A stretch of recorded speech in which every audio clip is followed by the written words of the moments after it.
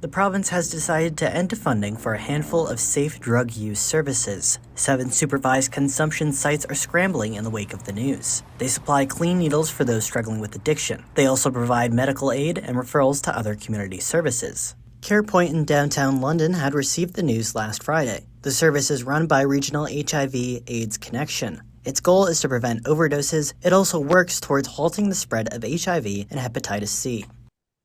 There are people who are really not welcome anywhere else they go in the community.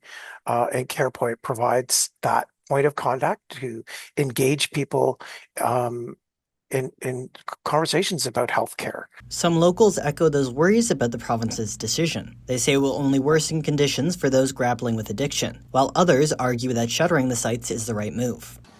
Something that's been very frustrating to hear people talk about is a lot of people are under the impression if you pretend something isn't an issue, it's not an issue. And by ignoring and taking away the resources that were there, that's going to somehow eliminate it, when really it's just going to have the opposite. I think if they cut like this off, they increase that number of people in the streets doing drugs and all that stuff. They're hitting their needles. They're not hitting the sites. I'm just a person got off the drugs, and I wish them guys would get help.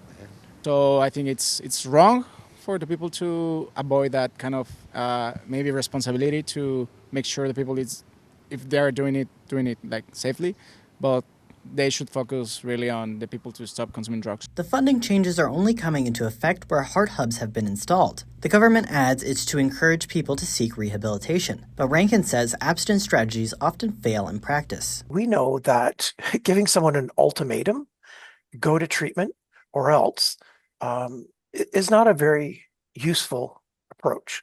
CarePoint had reversed around 200 overdoses as of last year. Provincial funding is set to end in June. Finn Dermo, XFM News.